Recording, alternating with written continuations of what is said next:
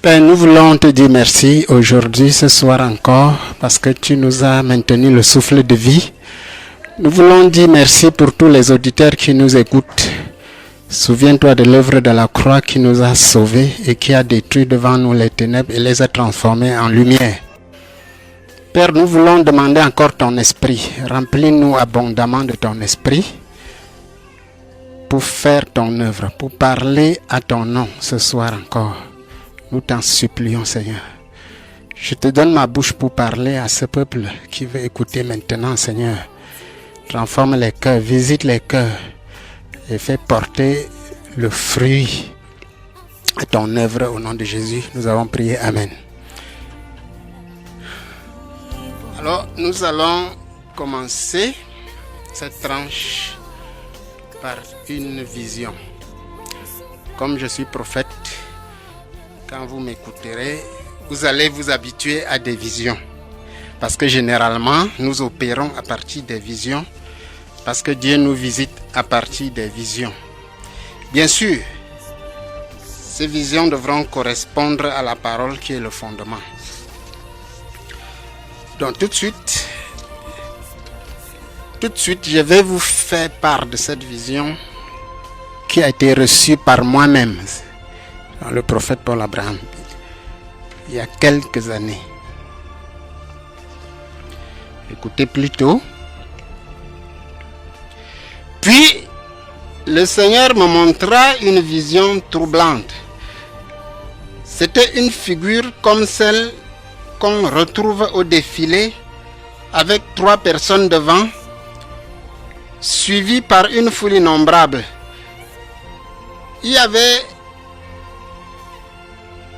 Lucifer au milieu, habillé en pantalon jean et en blouson cuir, plus chemise. Il y avait à sa droite un démon serpent. Il s'agit d'un démon ayant la forme d'un serpent et à gauche un éléphant. Les 3 avançaient devant comme alignés et derrière eux les suivait une foule très innombrable. Et la parole du Seigneur me fut adressée disant: voilà ta génération. Ce sont là des croyants qui sont en train de suivre la bête. Voilà ta génération en train d'aller en enfer. Il n'y a pas un seul qui ne soit dans cette foule, car le problème concerne non un individu, mais une génération. Lève-toi selon ce qui est écrit de toi et condamne ta génération. Qui sait si quelques-uns ne se repentiront-ils pas de cette direction? Puis le Seigneur me donna une seconde vision. J'arrêtai la ceinture du Seigneur, pleurant et disant: tu ne partiras pas. Qu'est-ce que ces choses? Comment tant de gens peuvent-elles aller en enfer? N'es-tu plus miséricordieux? Et le Seigneur me dit: tu es insensé comme ta génération. C'est parce que je suis miséricordieux que je te montre ces choses. Car tu dois agir pour sauver quelques-uns, si cela était possible. Vous êtes la génération que j'avais trouvée sur terre quand je suis descendu pour sauver l'humanité. Une génération entre les mains desquelles j'avais souffert jusqu'à perdre ma vie et verser mon sang. Mais personne ne m'a suivi dans mon exemple pour souffrir et renverser le dragon. Et vous êtes reversés dans la facilité et la recherche des miracles. N'est-ce pas là le filet du diable? Va et dis à ta génération, même là, il ne te croira pas. Les Écritures sont un tout, car Dieu gère toute la création au travers d'elle. Parle et dis: il y a 1 million d'alliances dans les Écritures. toutes n'aboutissent pas à la vie. Celle qui aboutit à la vie est unique, celle que j'ai subie, la souffrance, car vous aurez la vie pour prix de la croix que vous porterez. Car la loi dit vie pour vie. Parle à cette génération méchante et dit, vous cherchez les miracles, vous aimez l'argent et vous aimez le royaume de la terre. Toutes ces choses sont incompatibles avec mon royaume, car le diable propose toutes ces choses contre lesquelles l'Église même a signé une alliance avec le dragon. Parle à ta génération et dis, le diable est vaincu quand vous acceptez de souffrir et quand vous donnez votre vie. C'est pourquoi l'Écriture a dit, celui qui perdra sa vie la retrouvera, alors que celui qui conservera sa vie la perdra. C'est pourquoi l'Écriture a aussi dit, armez-vous de la pensée de souffrir. Souffrir, ou du moins accepter de souffrir, c'est la croix, une arme redoutable contre le diable. Parle à ta génération et dis, vous êtes des hypocrites, car vous n'aimez ni moi ni mon Père. C'est pourquoi vous avez attristé mon esprit et tué mes prophètes. C'est aussi pourquoi moi et mon Père, nous avons condamné toute la génération, aveugle comme cette génération. Pourquoi ne lisez-vous pas les Écritures? J'ai déclaré à Pilate que mon royaume n'était pas de ce monde. Insensé comme cette génération, vous aimez les miracles. Vos pères qu'ont-ils fait avec des miracles et tous ceux à qui j'ai donné la richesse et ma grâce? Pourquoi est-ce que j'ai réservé à vous la vie et l'argent? Et vous maintenant, vous me condamnez, moi et mon Père, en disant, nous voulons les miracles, comme ont dit vos pères, qui ont péri. Et même vous périrez. De même vous périrez, si vous ne vous repentez pas, aveugle comme cette génération. Vous avez aimé les choses de ce monde. C'est pourquoi vous avez signé le contrat d'alliance avec le Dieu de ce monde, qui est en train de vous amener en son lieu. C'est écrit. C'est pourquoi j'avais vu toutes ces choses à l'avance. Sachez que vos chefs ont signé des alliances avancées avec le dragon. Et c'est pour cela qu'il vous amène à son lieu. Il a obtenu l'alliance et vous ne connaissez ni la sagesse de Dieu ni la puissance de Dieu. N'avez-vous jamais lu ces paroles? Lorsque vous verrez l'abomination de la désolation établie là où elle ne doit pas être, que celui qui lit fasse attention. Cette prophétie accomplie maintenant, c'est-à-dire que le diable est assis dans l'église, comme dit l'Écriture, la contrôlant est là maintenant en son lieu pour les égorger. Ailleurs, l'Écriture dit que ces choses viendraient comme un filet jeté sur les habitants de la terre, c'est-à-dire, normalement, personne ne devrait échapper. Mais je vous aime et je vous amènerai en mon lieu. Mais repentez-vous donc de cette génération. Sachez que ce sont vos chefs qui ont fait l'alliance et qu'ils tiendront.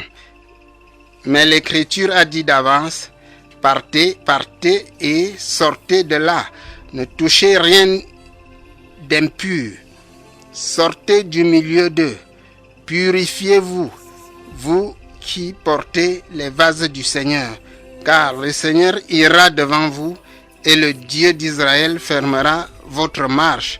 C'est ici la nouvelle porte d'une nouvelle maison où j'habiterai. L'Écriture a dit d'avance, ma maison sera appelée une maison de prière pour toutes les nations. C'est cela la nouvelle porte. Repentez-vous de cette génération. Il ne vous enseigne plus de fuir le péché et de m'obéir à cause des alliances avec mon ennemi. ils vous promettent des miracles et des délivrances, c'est-à-dire, ils vous promettent ce siècle en remplacement du siècle prochain. Mais vous, sachez que je vous ai préparé un royaume meilleur que celui-ci, et personne ne vous enlèvera de mes mains. Repentez-vous donc de cette génération et sortez du milieu d'eux. J'ai envoyé le prophète et les prophètes pour dénoncer, pour annoncer de nouvelles choses, pour annoncer ma vision. Et je crée une nouvelle terre et des nouveaux cieux où la justice habitera. J'affaiblis le dragon que j'ai vaincu et je délivre mes enfants de son joug. Puis le Seigneur me donna une troisième vision, probablement la dernière. Comme la première vision commençait à me hanter, le Seigneur me montra une autre vision. Je vis toute l'église remplie dans un temple et le Seigneur Jésus enseignait. Il prit les Écritures et déclara Jean 8, versets 43 à 44. Là, il était écrit: pourquoi ne comprenez-vous pas mon langage? Parce que vous ne pouvez écouter ma parole. Vous avez pour père le diable et vous voulez accomplir les désirs de votre père. Il a été meurtrier dès le commencement et il ne se tient pas dans la vérité parce qu'il n'y a pas de vérité en lui. Lorsqu'il profère le mensonge, il parle de son propre fond car il est menteur et le père du mensonge. Puis Jésus annonça que cette prophétie de l'Écriture était accomplie. En écoutant cela, la bagarre déclencha dans l'église. Entre tous, un frère intervint, rétablit l'ordre et enseigna sur Jean 8, car le Seigneur avait disparu.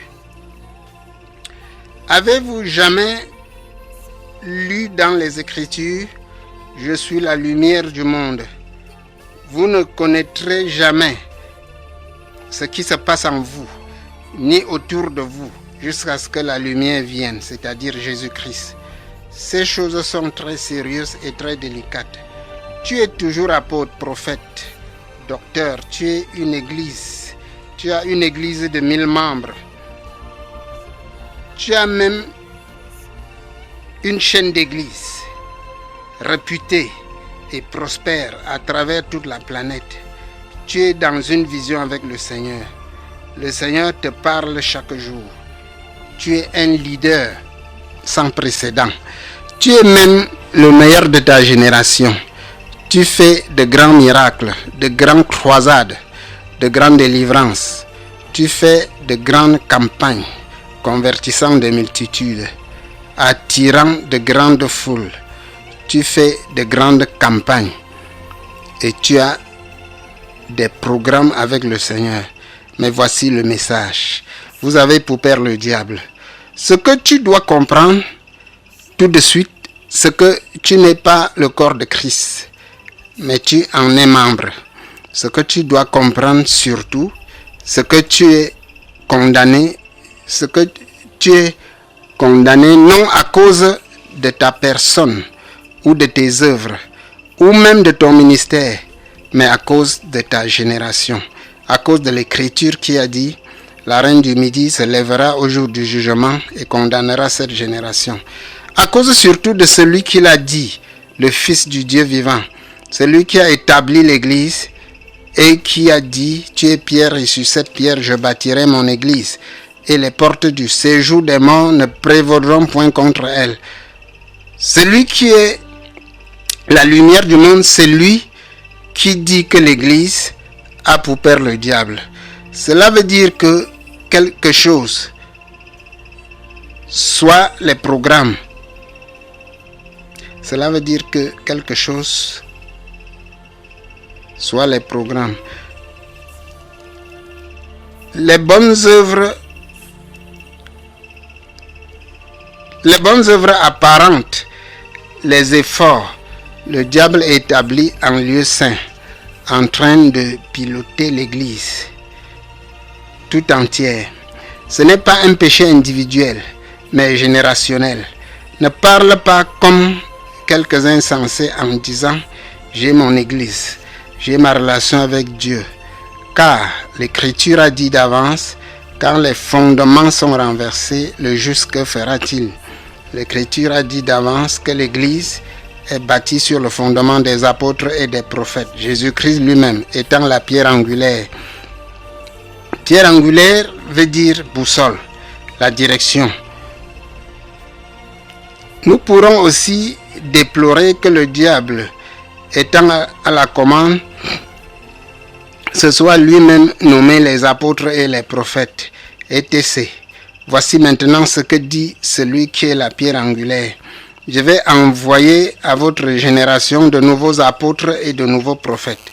Vous tuerez les uns et vous persécuterez les autres, afin que votre génération soit condamnée par ses propres œuvres et celles de ses pères. Voici ce que dit le juste.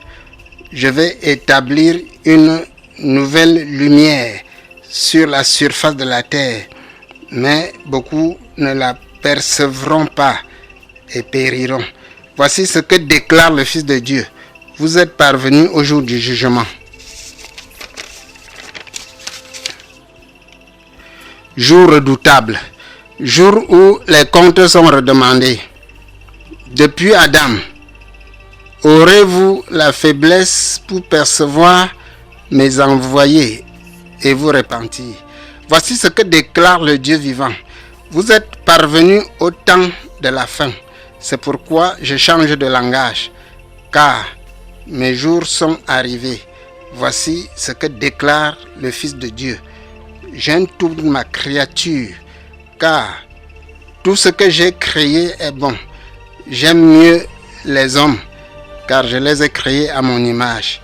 Ce n'est pas ma volonté qu'un seul homme se perde.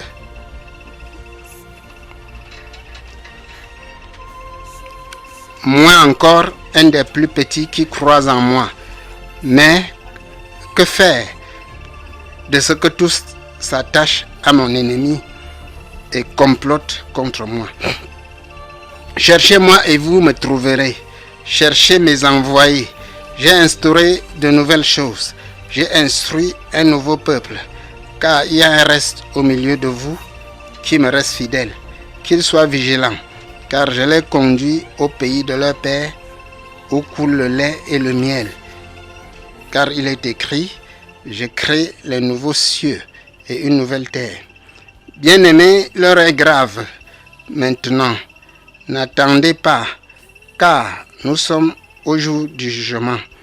Une catastrophe sans précédent est attendue sur l'Église et les nations, car le jour du sabbat est aussi annoncé, qui coïncide avec le jour du Seigneur, le jour de Jésus-Christ, de son avènement annoncé par les Saintes Écritures. Le sabbat, c'est le repos du Père, sa conclusion de toutes les œuvres qu'il a faites. Il est sur le point de conclure, de rendre la copie à lui-même des choses qu'il bâtit depuis le jardin d'Éden. Vous devez vous repentir non seulement de vos péchés, mais aussi de ceux de votre génération. Amen. Amen. On va prier encore. Père, nous voulons te dire merci pour cette vision que tu as donnée. Nous voulons que le Saint-Esprit agisse encore et toujours dans le cœur de ceux qui écoutent, pour que la révélation les soit transmise, Seigneur. Nous prions nous-mêmes pour davantage de Saint-Esprit, davantage de fruits. Nous prions que les cœurs soient dégagés. Nous lions toute puissance qui s'opposerait à ces paroles ou qui embrigaderait tout autre auditeur qui nous écoute ou qui devrait écouter. Au nom de Jésus, nous avons prié. Amen. Amen. Déjà, j'ai envie de poser la question à l'homme de Dieu. C'est vrai qu'il a donné une révélation reçue du Seigneur pour les auditeurs. Le nouveau monde, en fait, cette émission, quel est l'objectif même de cette émission, homme de Dieu? Et le nouveau monde, c'est un monde qui change spirituellement, qui a changé spirituellement. Oui. Mais les gens vivent toujours comme avant. Il est écrit que Dieu fait chaque chose pour un temps. L'Église elle-même a été instruite pour un temps. L'Église sous la forme que nous vivons maintenant a été instruite pour un temps. Maintenant, Dieu doit pouvoir passer à autre chose. Souvenez-vous, il a commencé par Abraham. Après, il a suscité un peuple. Après, Moïse est venu avec la loi. Jean-Baptiste et Jésus-Christ sont venus dénoncer la loi et Moïse, ainsi de suite. Le jour du jugement, c'est encore aussi un autre jour. Donc Dieu envoie de nouvelles personnes pour instruire de nouvelles choses. Mais seulement ces choses s'accomplissent dans le spirituel et Dieu doit envoyer des gens maintenant expliquer dans le physique. Oui. Okay. En fait, c'est la raison pour laquelle vous avez décidé de venir parler à la radio pour interpeller les uns et les autres, en fait. Oui, c'est le but même de mon message, de mon ministère, si vous voulez. Oui. D'expliquer aux gens, Dieu a changé la loi. Parce que vous vous rappelez quand Jean-Baptiste est venu dire, repentez-vous car le royaume des cieux est proche. Tous les sacrifices du temple sont devenus caducs. Il était la limite. Jésus dit, la loi a prophétisé jusqu'à Jean, mais maintenant le royaume des cieux est forcé. Mais les gens croient que Jean-Baptiste était le dernier. Chaque fois, il y a des gens que Dieu enverra pour marquer des époques. Quand la personne vient, comme le gouvernement dit souvent, nul n'est censé ignorer la loi. Quand la personne vient parler, ça change l'esprit. D'abord, c'est changer dans l'esprit avant même qu'il ne vienne parler. Mais dans sa grâce, Dieu attend aussi qu'il y ait un homme qui parle pour que lui, il change la loi. Ok. Le nom du ministère? C'est Club de vie. Club de vie. Club de vie, mais le ministère, bon, on va dire, c'est le message. C'est le message, comme je suis prophète. Ok, c'est Parce le message. Que nous sommes aussi beaucoup opposés au terme église, ministère, tel que pratiqué dans notre temps. Où les gens se détachent du Seigneur Jésus pour s'accrocher à telle église, à tel ministère, à telle œuvre. Donc, pour nous, nous sommes prophètes, c'est beaucoup plus le message. Le message. Et vous avez réservé aux auditeurs cet après-midi un message. Un message, déjà, c'est vrai que vous avez sorti une révélation. Vous êtes en train de lire une révélation. Un message, ma fille. Nous avons un message parce que vous savez, il est écrit qu'il y a trois qui témoignent. Il y a l'esprit, il y a l'eau, il y a le sang. Donc, pour qu'un prophète apporte une révélation, ça doit être conforme à la parole. Ça doit être aussi conforme, parce que le sang, c'est ce qui est ambiant, ce qui est visible. Donc, l'Écriture dit que les trois doivent être d'accord. Alors, la vision, c'est l'esprit. Maintenant, il faut que ça s'accorde avec la parole. Et maintenant, ça doit s'accorder avec notre monde. Parce que si le prophète vient dire que l'église a des problèmes alors que l'église n'a aucun problème, c'est qu'il est menteur. Donc ça doit aussi se vérifier. Nous avons un message, un petit message qui peut corroborer avec tout de suite. Bien sûr, on va vous écouter pour le message, mais je rappelle aux auditeurs, c'est votre nouvelle émission, Le Nouveau Monde, qui est une émission qui passe désormais sur Dunamis FM 98.0 tous les vendredis de 16h à 17h. 16h à 17h, donc marquez tout simplement ce rendez-vous dans vos agendas. Et l'homme de Dieu, le prophète Paul Abraham, donne des révélations pour interpeller encore les uns et les autres que le royaume de Dieu est proche, en fait. On doit se repentir. Que ce soit les serviteurs de Dieu, que ce soit même les chrétiens, on doit tout simplement se repentir. On va écouter l'homme de Dieu pour le message de cet après-midi. Merci, ma fille. Ok, pour le message, nous allons lire dans le livre de Révélation, Révélation 3. Nous allons lire du verset 14 jusqu'à 22. Révélation, chapitre 3, du verset 14 jusqu'à 22, je lis pour nous. Je peux lire pour l'homme de Oui, Dieu. tu peux lire. Révélation chapitre 3, verset 14 jusqu'à 22. Jusqu'à Je lis au nom du 22, Seigneur. oui. Écrit à l'ange de l'église de Laodicée. Voici ce que dit l'Amen, le témoin fidèle et véritable, le commencement de la création de Dieu. Je connais tes œuvres. Je sais que tu n'es ni froid ni bruyant. Puisses-tu être froid ou bruyant. Ainsi, parce que tu es tiède et que tu n'es ni froid ni bruyant, je te vomirai de ma bouche. Parce que tu dis, je suis riche, je me suis enrichi et je n'ai besoin de rien. Et parce que tu ne sais pas que tu es malheureux, misérable, pauvre, aveugle et nu.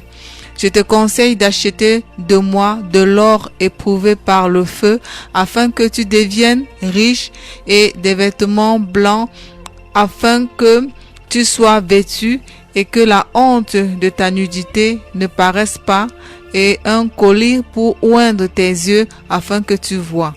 Moi, je reprends et je châtie tout ce que j'aime. Aie donc du zèle et répands-toi. Voici, je me tiens à la porte et je frappe. Si quelqu'un entend ma voix et ouvre la porte, j'entrerai chez lui, je souperai avec lui et lui avec moi. Celui qui vaincra, je lui ferai asseoir avec moi sur mon trône, comme moi j'ai vaincu et je me suis assis avec mon Père sur son trône. Que celui qui a les oreilles entende ce que l'Esprit dit aux églises. Amen. Amen. Prions encore. Père, nous voulons encore te dire merci pour cette parole que tu nous as donnée encore. Et nous voulons toujours demander davantage de ton esprit, tant pour nous au studio que pour les auditeurs. Remplis-nous davantage de ton esprit, Seigneur. Remplis-nous davantage de ta révélation. Permets que ta parole porte du fruit et que plusieurs sortent de la fosse, comme tu l'as souhaité toi-même. Merci Seigneur, parce que tu parles encore au travers de nos bouches. Au nom de Jésus, nous avons prié. Amen. Amen. Amen. Amen. Donc, ici, on peut dire ici, c'est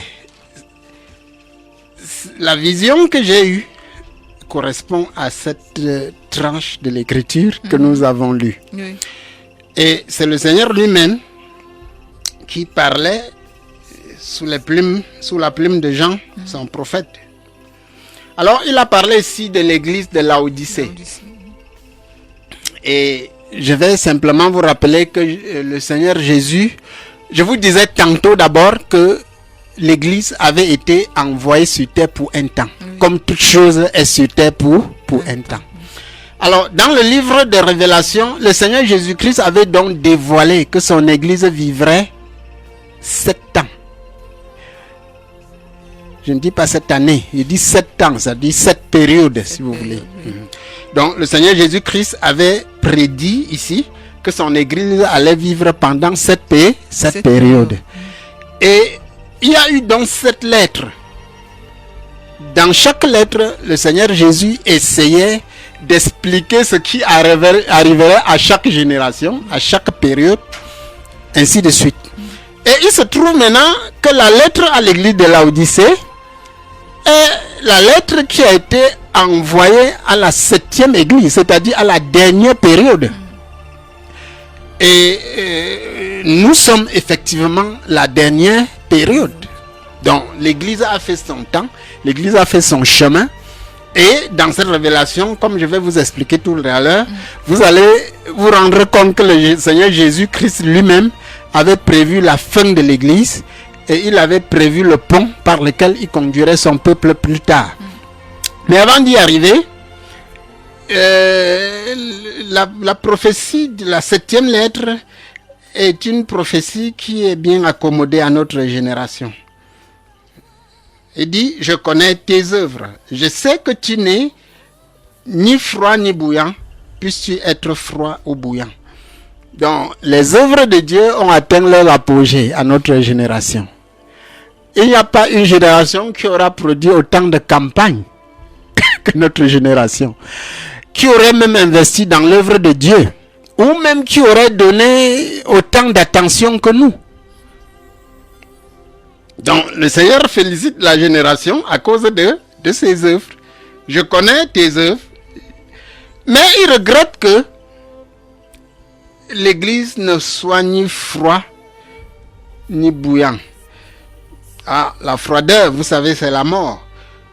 Oui, donc l'église, le prophète Daniel a parlé des traîtres de l'alliance quand il parlait du dernier jour. Et ça, on pouvait aussi le lire, faute de temps, on ne le lira pas. Mais dans Daniel 11, on parle des traîtres de l'alliance. Donc, le Seigneur Jésus parle ici de la même chose. Une église qui n'est ni à gauche ni à droite. C'est-à-dire, les ténors sont le jour pour le Seigneur, la nuit, ils sont auprès du Dieu de ce siècle. Ils sont froids, mais pas entièrement. Ils sont morts, mais ils font des campagnes, ils font des déclarations, ils font des tapages, ils font beaucoup de choses. Alors, le Seigneur ne sait où les situer.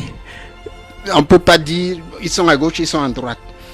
Je connais tes œuvres, je sais que tu n'es ni froid ni bouillant. Puisses-tu être froid ou bouillant? Mais le Seigneur sommes l'église de choisir d'être à gauche ou à droite. Ainsi, parce que tu es tiède et que tu n'es ni froid ni bouillant, je te vomirai de ma bouche. Donc cette prophétie nous annonce clairement que le Seigneur Jésus-Christ devrait vomir son église à un moment donné. Et c'est exactement ce que nous avons vu dans la vision. Vomir l'église. Bon, c'est un style de langage. Mais en réalité, son église passe d'une étape à l'autre. S'il fallait parler un langage beaucoup plus technique, son église va passer d'une étape à l'autre. Mais pour ceux qui vont s'entêter à rester dans la même structure, la structure va être vomise. Donc à chaque génération, il y a ce que Jésus-Christ a appelé les vainqueurs. Les vainqueurs sont ceux qui reçoivent le salut de Dieu en ce temps-là, et Dieu les fait grâce de traverser. Or, l'apôtre Paul disait de combattre de manière à gagner le prix. Donc ainsi, parce que tu es tiède et que tu n'es ni froid ni bouillant, je te vomirai de ma bouche. Alors, vomir de la bouche, ça veut dire que le Seigneur change les lois dans le spirituel. C'est ce qu'on disait, on a parlé dans l'introduction de Jean-Baptiste, qui vient dire repentez-vous, le royaume des cieux est proche. Mais il dit ça aux Juifs qui sont ok avec leur loi. Oui, ils sont ok avec leur loi, tout marche bien dans le temple, ils font des nominations, ils ont des victoires et tout. Mais quelqu'un sort là et leur dit repentez-vous, le royaume des cieux est proche. Pourquoi? Parce que le temps de Dieu était fini. Le temps de ce qu'il faisait était fini. Et Dieu avait déjà envoyé des nouvelles personnes pour montrer de nouvelles lois. Ce n'était pas le dernier virage. Avec Dieu, il y aura toujours des virages de ce genre. Même ce que nous annonçons ou ce qui arrivera demain n'est pas éternel. Ce qui arrivera demain sera toujours changé. Chaque chose est faite pour un temps. C'est une loi qui agit dans le royaume de la terre et qui est écrit dans le livre d'Ecclésiaste. Parce que tu dis, je suis riche, je me suis enrichi et je n'ai besoin de rien. Et parce que tu ne sais pas que tu es malheureux, misérable, pauvre, aveugle et nu. Donc, vous voyez ici clairement que nous sommes aveugles, pauvres, mais nous ne savons pas. Nous ne savons pas parce que déjà nous avons oublié toutes les règles. Même beaucoup de grands leaders de cette génération disent même qu'il n'y a point de prophète. Alors, une piété sans prophète, c'est comme une épreuve que vous traitez sans vous référer à ce qu'on vous a donné, au devoir. Alors, c'est le prophète qui doit à tout moment apporter la révélation qui est au ciel. Parce qu'effectivement, au désert, les gens marchaient dans le désert, c'est quand la nuée se déplaçait. Les gens marchaient et on suivait la colonne de feu. Alors, vous pouviez rester là où, quand la nuée est partie, c'est-à-dire le peuple est parti, vous restiez là. Vous offrez même 10 fois ce que Dieu a demandé, ça n'avait pas d'importance. Oui. Vous ne pouvez pas faire un devoir sans vous référer à quelque chose qui vous a été donné. Oui. Comment se ferait donc la correction? Donc, il dit, je suis riche. Non, nous ne savons pas ce qui nous est arrivé, c'est normal, parce que l'un des crimes de cette génération, c'est d'avoir tué les prophètes ou même de ne pas prêter attention aux prophètes. Alors, tout ce qui peut être fait pour Dieu sur terre est toujours lié à ce que Dieu est en train de dire au ciel en ce temps-là. Alors, cette génération, leur problème chaque jour, c'est de tuer les prophètes, d'incriminer les prophètes. Il dit, les prophètes sont faux, les prophètes sont ceci. Mais ils ne se rendent pas compte que être prophète, c'est comme toute autre chose. C'est-à-dire, on ne peut pas commencer à être prophète dans la perfection. Alors, les prophètes peuvent se tromper, ainsi de suite. Mais Dieu, lui, ne les regarde pas comme nous les regardons. Dieu regarde leur bonne foi, leur sacrifice, et Dieu les note comme ça. Mais vous pouvez être en train de vous plaindre, oui, il est un faux prophète, il a dit ceci, ce n'est pas arrivé un truc. Mais si on te demande dans quelles circonstances il a dit, si on te demande ce que Dieu disait là-bas, tu ne sais même pas. Donc, nous devons donc, si nous voulons Dieu, retourner au prophète. Même si le prophète se trompe, il faut toujours les prophètes.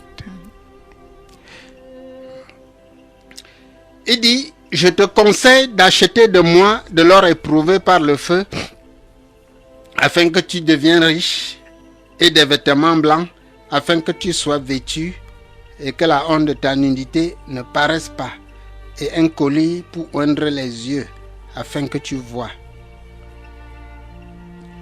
Alors, l'or, une chose qui a caractérisé notre génération, c'est l'aveuglement. L'aveuglement. Personne ne voit. Quelques-uns voient par les démons, quelques autres par des serpents et consorts.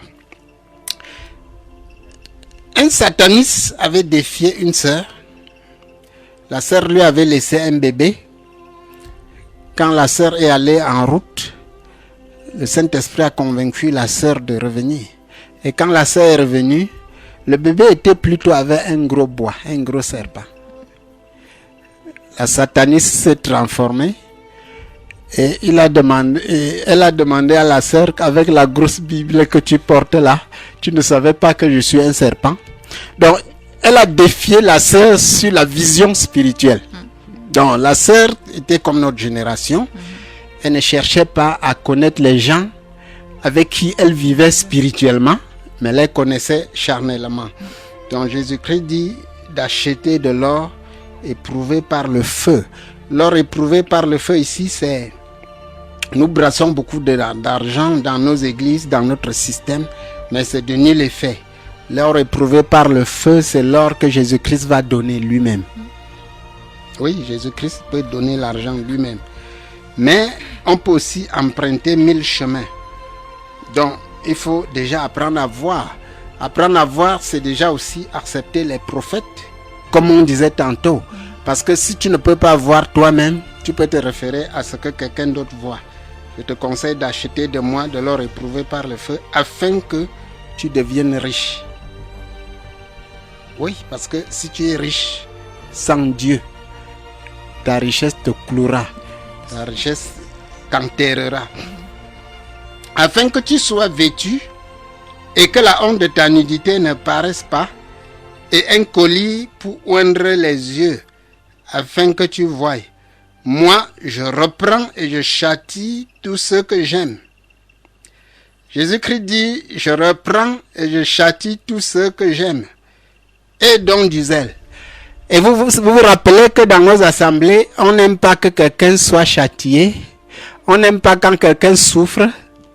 Si une sœur a des problèmes, on va dire non, il y a les péchés dans sa vie. Non. Notre génération a changé l'évangile, ma sœur. Oui. La personne qui souffre là, c'est la personne qui est plus susceptible d'avoir Dieu. Mais nos leaders enseignent le contraire. La personne qui souffre d'une manière incompréhensible là, il pourrait avoir une manifestation de Dieu dans sa vie. Mais nous, dans nos assemblées, nous disons que quand tu es béni, voilà le terme qui est employé, quand tu es béni, c'est là où tu as Dieu. Non, nous avons renié le Seigneur dans notre message. Nous avons renié le Seigneur dans notre langage. Dans Matthieu 5, il dit, heureux ceux qui souffrent. Heureux ceux qui souffrent. On ne peut pas connaître Dieu sans souffrir. Non. On ne peut pas connaître Dieu sans souffrir. On a enlevé ce que Dieu nous a donné et on nous a dit non. Vous devez être bénis, vous devez être heureux, vous devez être ceci. Et c'est ce que nous cherchons, comme nous disions tantôt, les miracles, les délivrances. Vous avez Dieu, vous n'avez besoin d'aucune délivrance. Vous avez Dieu, un point trait. Ce qui vous arrive, vos jours viennent, vous partez, vous accomplissez ainsi votre œuvre sur la terre et vous héritez le trône qui vous est prévu au ciel. Jésus-Christ a dit, mon royaume n'est pas de ce monde. Tu ne peux pas être béni, pour utiliser l'expression. Tu ne peux pas être béni constamment, comme nos leaders le disent, et prétendre être en train de vivre une vie chrétienne. Alors, c'est ça la loi. Dans la loi, on était béni au fur et à mesure qu'on connaissait Dieu. Mais Jésus-Christ est venu avec la rupture. Et il dit, heureux les pauvres. Et il a donc ainsi libéré une armée de la croix. C'est-à-dire des gens qui, en souffrant, vont renverser le cours des choses sur terre. Mais les leaders les ont chassés et les ont persécutés en disant, ils sont pauvres, ils sont ceci et tout, ils ne sont pas délivrés et consorts. La délivrance n'a aucun sens devant la présence de Dieu, devant l'œuvre de Dieu. La souffrance n'a aucun sens. Mais ce qui est important, c'est d'aller au ciel et avoir la révélation de toutes choses.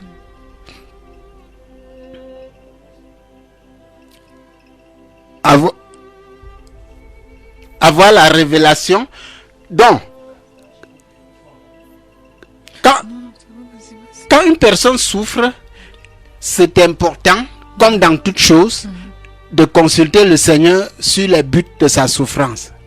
Donc, il faut aller à Dieu pour chaque chose, pour la comprendre spirituellement. Et puis, nous allons finir par le verset 20. Voici, je me tiens à la porte et je frappe. Si quelqu'un entend ma voix et ouvre la porte, j'entrerai chez lui, je souperai avec lui et lui avec moi.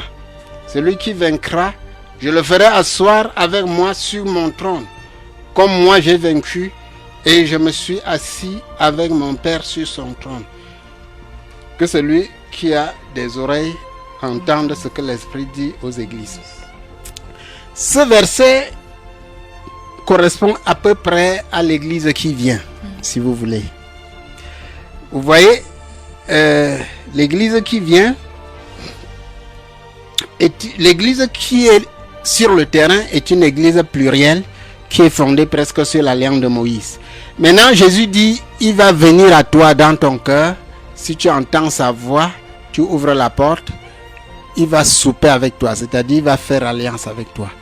Donc Dieu veut que l'église se manifeste d'une nouvelle manière. Si vous voulez, ça va être la révélation des fils. La création entière attend avec un ardent désir la révélation des fils de Dieu.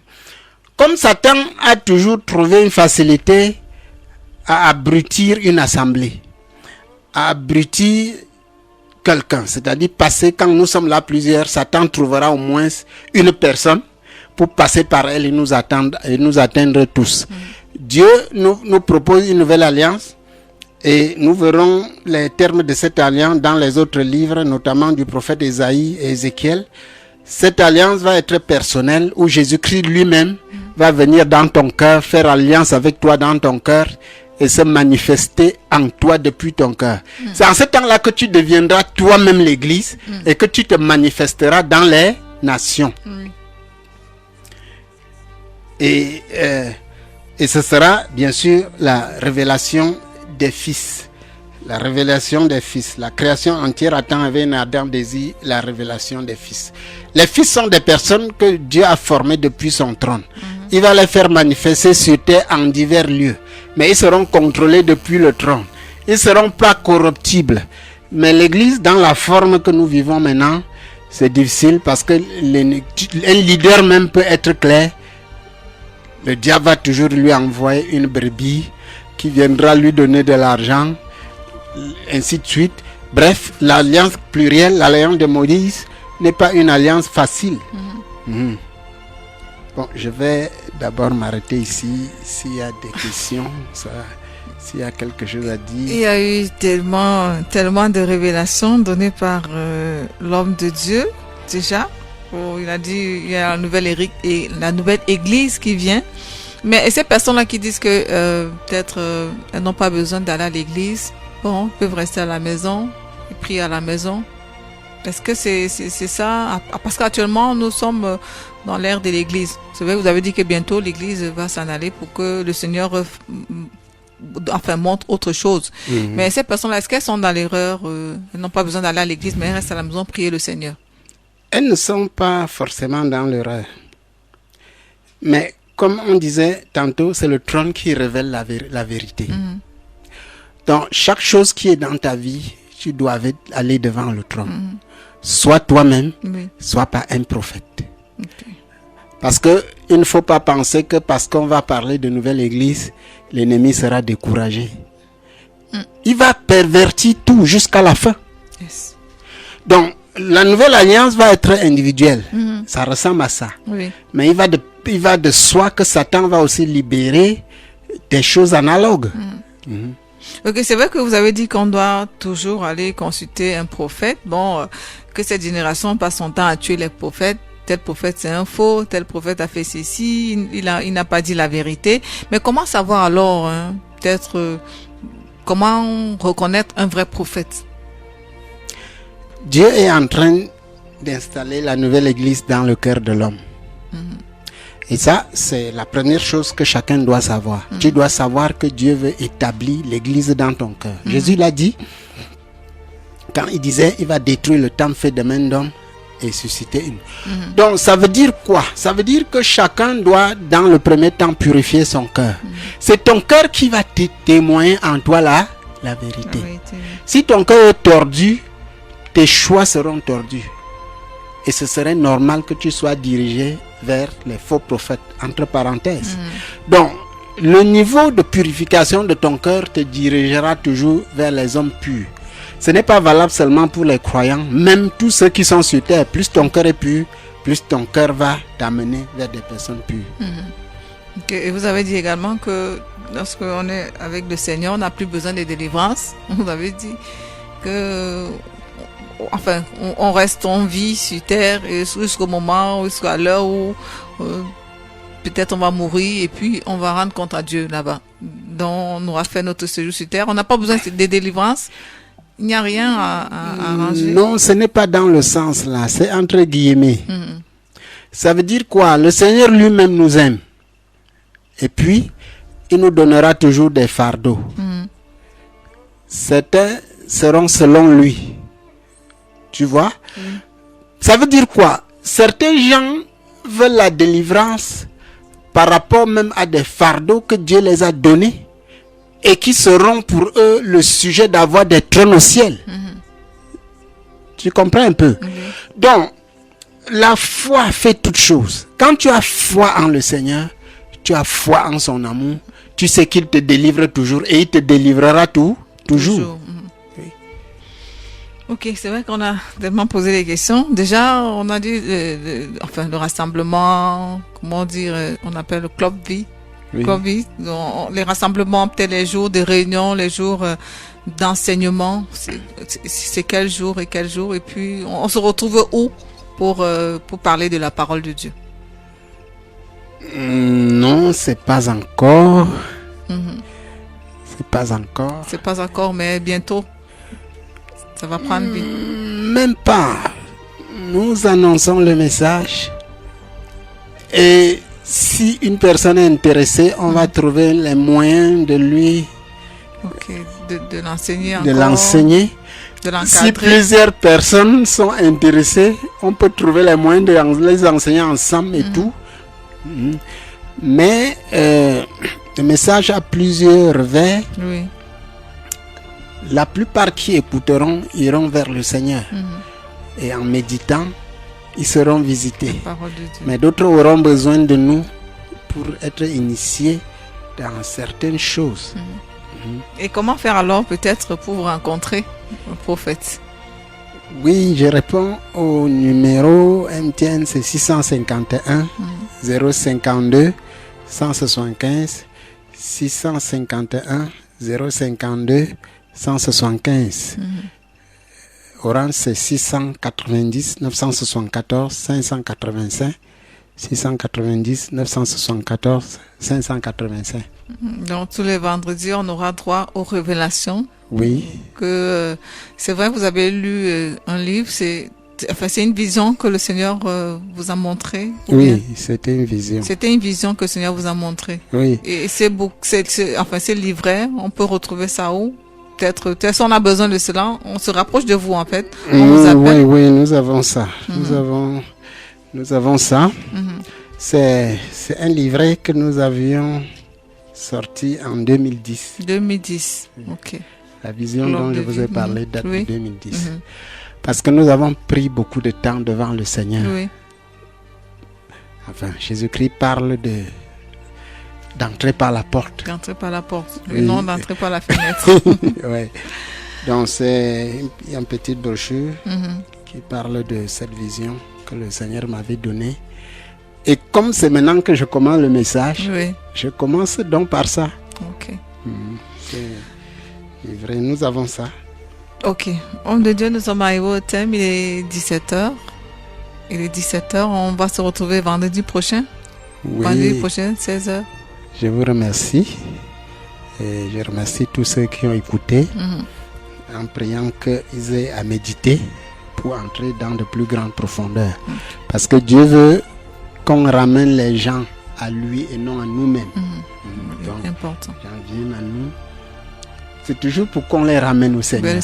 C'est le péché de notre génération. Ok. Merci, homme de Dieu. Merci aux auditeurs qui étaient connectés. Le rendez-vous, c'est vendredi prochain, 16h, pour votre émission Le Nouveau Monde avec le prophète Paul Abraham. Merci, ma fille. Merci. Bye bye.